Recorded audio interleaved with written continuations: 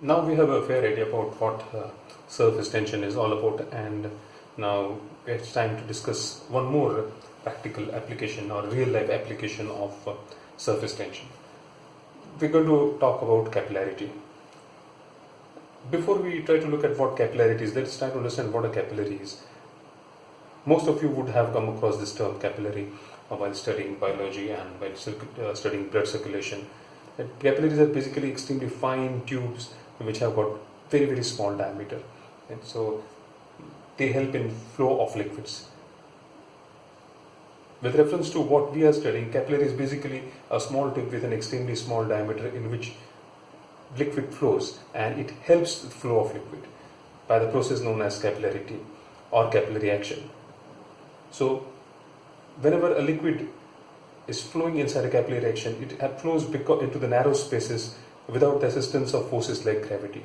So that is known as capillarity, and I'm sure many of you would have seen this process in laboratory. Say for example, if you have a container in which you have water, and if you dip a capillary tube inside it, capillary tube would be a glass tube of extremely small diameter, open at both ends. So supposing I dip this capillary tube inside this and it's open at both ends, what we observe is immediately that water starts going up inside this capillary tube and attains a certain height, say for example at this particular height.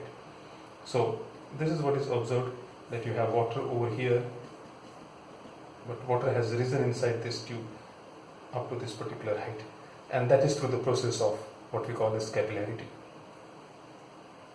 Now in this case, one thing that we observe is that the water rises up to height h, and that is observed in case of water where theta is less than 90 degree, where theta is the angle of contact. But if you choose a liquid for which theta is greater than 90 degree, for example if we look at mercury, then instead of the water rising inside the tube, what we see is water falls inside the tube. So if I have the same diagram, if I have the same arrangement, and let us say I have the same tube dipped inside mercury, what I will see is that instead of mercury rising inside the tube, it will go down. So the level outside was this, but inside the tube the level will be probably this. And of course this is our mercury over here, whereas here the mercury had risen up to this particular, water had risen up to this particular height. In this case theta is greater than 90 degree. So this is an example of what capillary action is all about. Let us talk about a few real life practical applications of capillary action. For example, all of us must have seen a lantern which has a cotton wick in it, and kerosene oil flows through the wick.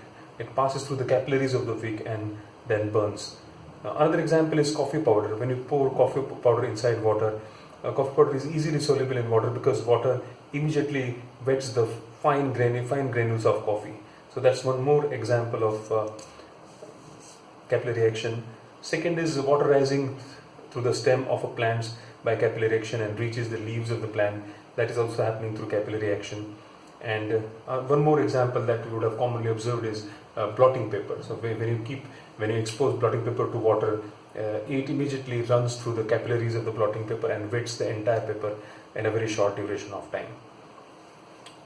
The last and the final example that we will talk about is if we take a towel and wet one end of the towel, what we observe is over a period of time the entire towel becomes wet because water passes through the various capillaries of the towel and wets the entire towel. So these are some of the examples of capillarity, and we will be looking at the flow of the liquid through capillary action in more detail in the next video. What we will be trying to understand over there is that how is this height decided? Why does the water level rise up to this particular height, not this height or less than that height? And what are the factors on which this height depends? So in that case, what we will be doing is we'll be looking at the various forces which come into play and how these forces help water to rise inside the capillary tube. Thank you.